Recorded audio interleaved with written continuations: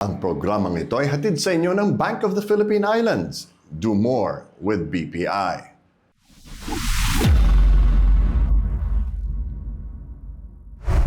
Mabuhay teammates, ito ang Basketball Universe at ako si Bill Velasco. May nararamdaman ka bang inggit na sana nung panahon namin may ganyan? Well, ako naiinggit.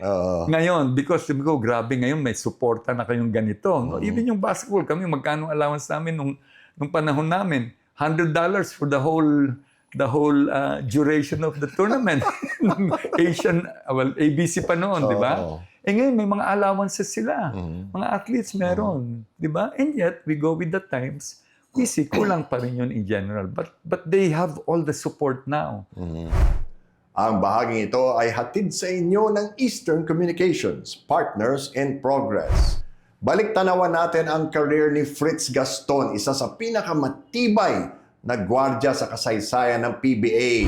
Commissioner Fritz, how would you describe yung trabaho nyo dito sa PSC? What is your role? When I got into PSC, guess what? We have like almost 80 NSAs, our National Sports Associations, that are being taken care of by PSC in terms of funding them.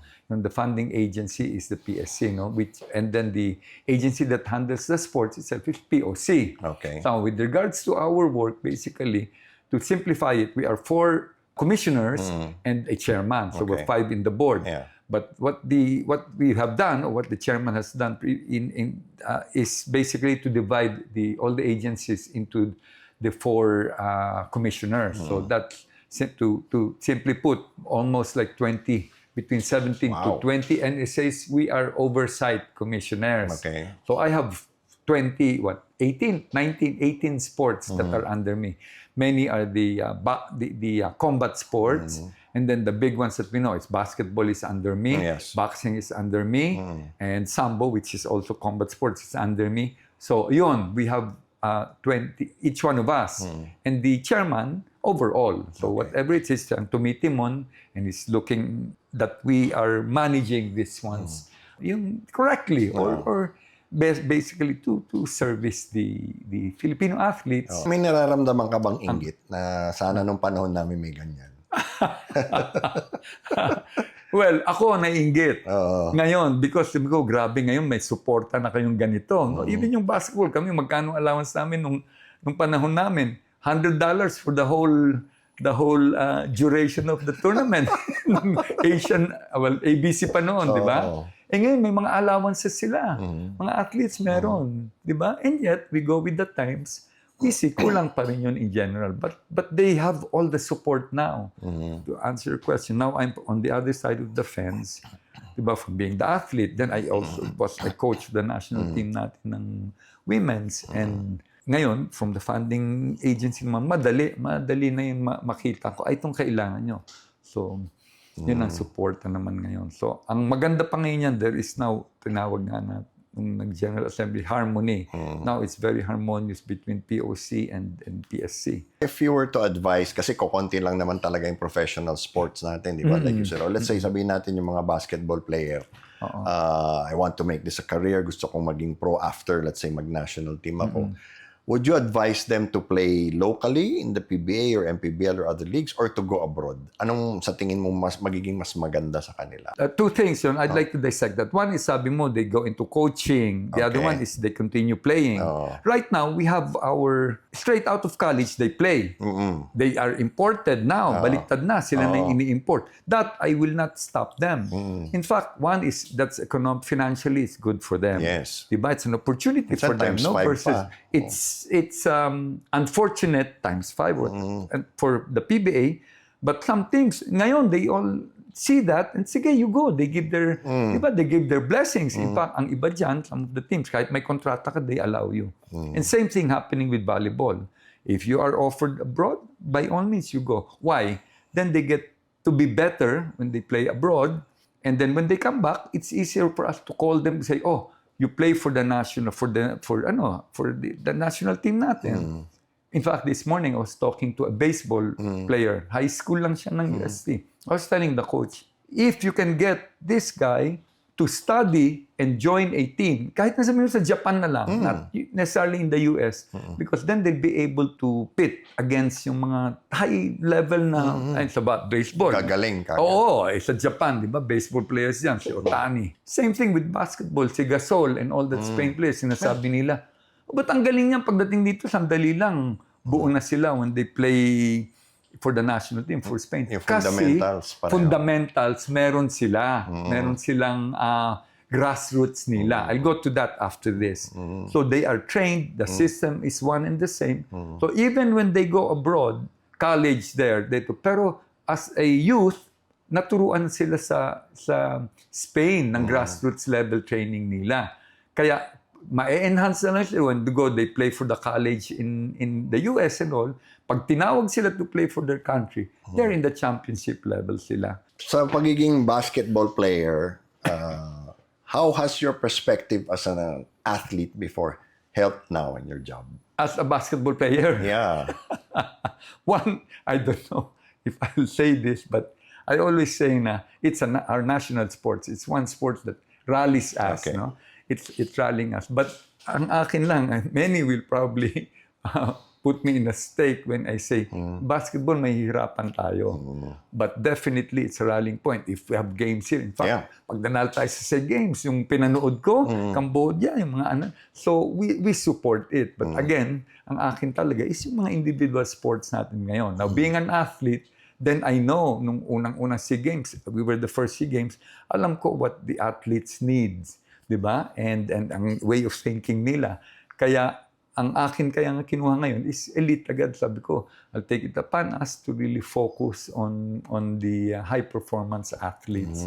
And we know what they would need in terms of support. And na-encourage pa ako dahil si President, nagbigay ng incentive, tinanong niya yung mga athlete, ano ba, what else do we need to do for us to support you and give you that help? Sinabi ni PBBM noon yun, nung last year, December.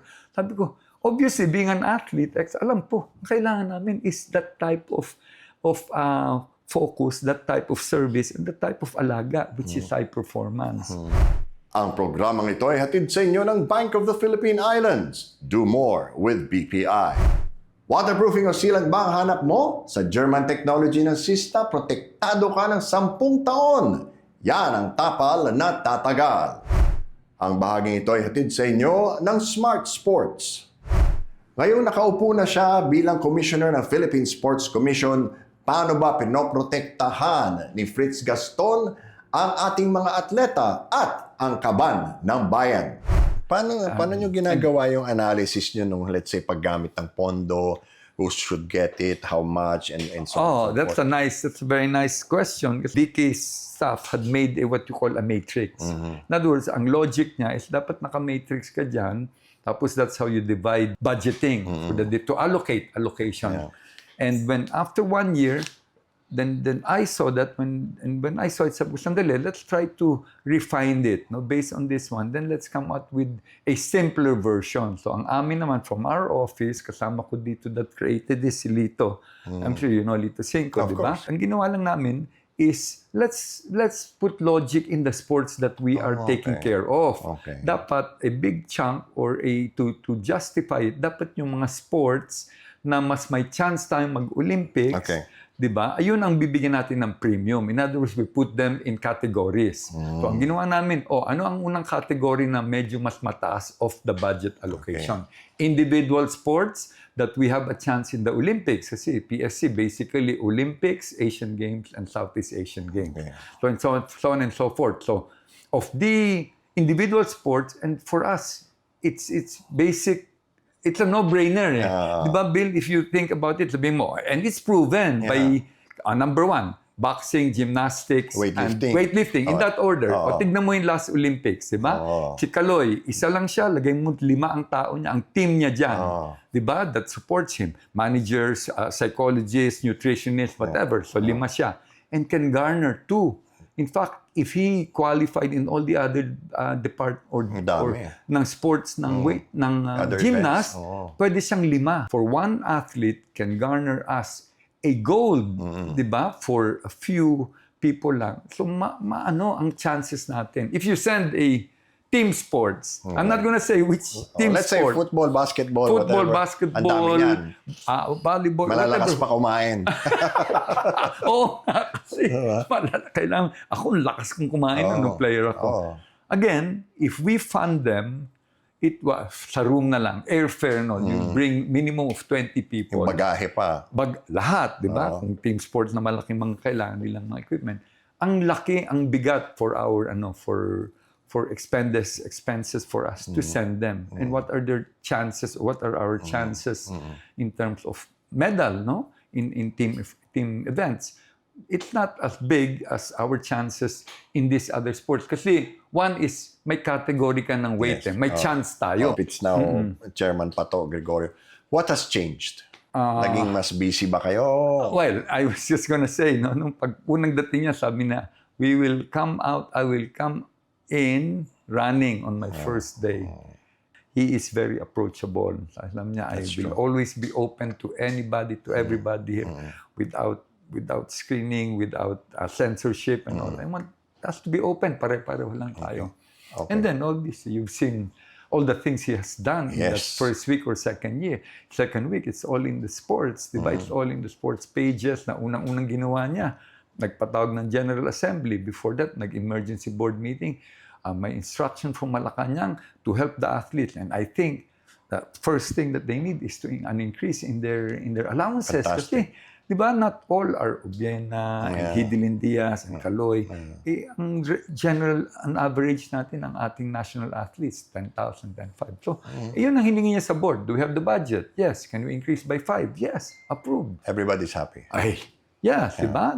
And not only, even the coaches. So, it's a good, for them. It not only incentivizes them, but it gives them the to pursue and to excel, no? Parang feeling nila they are valued, So that's the second thing na ginawa niya. And ito, recently, we came up from Baguio, yung weights room that has never changed since Gintong Alay days. Mga weights doon, kalawang na in all. So, nung nakita niya, sabi, hindi pwedeng ganito, no? For our national athletes natin doon are our boxers, diba? And the main, that's where they train, altitude-wise and all that. So, ayun, immediately after that, he was able to swing a deal with the MVP Sports Foundation, not only to change the weights, but the entire building doon, pinapalitan niya. Sabi ko nga, ang description ko doon, he has created it, was able through the MVP Sports Foundation, a gym of a 5-star hotel. Ganun kaganda yung mga equipment. And then, ang napansin ko pa, some of those, kaya mayroon silang curve doon na treadmill. Sabi ko, hindi ordinary treadmill to. This is yung pa-curve. Yeah. It's used for elite athletes. Yes. Yun. So, we have that. So, ayun, gawa niya yun, among other things na mabilis. So, that's the first, yung change. Nung time natin, Bill, paano yun? Gusto kitang athlete? I think, dito ka dapat na sports. Uwi do, tinitingnan lang natin, di ba? Ito hindi, science na itong, which is normal among all other first world countries, di ba? Titignan ang make mo, lahat, yung blood, testing, you do all the testings, then they'll be able to see how well you are, or where you will be capable, or which sport you are appropriate in. That's the approach we want. And part of that will include nutrition, psychology, strength and conditioning. Lahat yon are all science-based. So that is our approach. Kaya ngayon, nagkoconduct kami ngayon ng education on sports nutrition. We just finished that among athletes and coaches na ano bang importante sa nutrition. Diba? So yun. At the other thing pala ngayon na ginagawa ni Chairman that coincides with that is to upgrade the food. Ngayon, he's trying to get a new concessionaire to provide, again, a parang first-class type of dining. Kasi ngayon, ang binibigay lang namin from previous allowance. And then we realized that many athletes, titipirin yung binibigay naming allowance. Pinapadala sa probinsya. Probinsya, padadala, kakain lang sila ng noodles, instant noodles, and all. So, anong nutrition dyan? Sabi ni Pato, hindi pwede yung ganyan. No fuel. Kailangan mo ng pagkain and the right food. Nakita ko rin yan sa boxers, punta akong Baguio. Ang pag kinakain nila, karinderya. Sabi ko, pati ka pang kumain sa karinderya when I sent them to Canberra for training camp, yung kainan doon was a mess hall na eat all you can. And that was nutritionally studied by a proper nutritionist na yung kahit na anong kainin mo nun, tamang nutrition for any athletes in general. So that's what we're trying to achieve in that, no? Kaya ayun, nag-educate namin. So mga athletes will be aware, ay, yan palang importante. Ngayon, we have another one na set which is sports psychology. Again, the importance of being in the right frame of mind na winning attitude. Given all of these things na ang gaganda ng mga plano, you're starting new things, you're laying down the seeds for the future. Ano ang gusto nyong mangyari pagdating sa LA Olympics sa 2028? Nice. Again, that's a nice question. Although we're out by then, kasi election coterminous, they finish in May. Hopefully, what we will try to put in place now, in preparation all the way to for the Olympics, which is ngayon, SEA Games and then Asian Games. Those are the pathway, di ba? We would have been able to identify the talents by that time, no? Na to prepare them for the Olympics. Then, ang gusto sana namin, ako, I'm hopeful na all these things na gusto namin ngayon magawa, becomes our legacy. Of course, we want that. And to have something here that will be more permanent in nature. Na it will have longevity. Kaya how we will do that, I don't know. Maybe have hindi yung some of the yes, right. Na itong admin na ito, pagdating ng next, ayaw na namin yan. Uburahin lahat. Nandyan lang or nandyan ka lang dyan, hindi na gumikilos. But if we are able to put this in a level where it will go through Congress siguro, then it becomes a part of a PSC in itself na talagang programa, then hindi mawawala yan sa mapa. Ang bahaging ito ay hatid sa inyo ng Nickel Asia Corporation. At yan ang Basketball Universe para sa araw na ito. Muli kami ay masusubaybayan Lunes, Miyerkules at Biyernes sa YouTube at Facebook. Kaya like, share, and subscribe LSS at follow na rin. Nais naming pasalamatan ng aming mga sponsors. Bank of the Philippine Islands, Eastern Communications, Sista, Smart Sports, Euratex, at Nickel Asia Corporation. Laging tandaan, saan man kayo at ano man ang ginagawa ninyo, magkakampi tayo. Ako si Bill Velasco at ito ang Basketball Universe.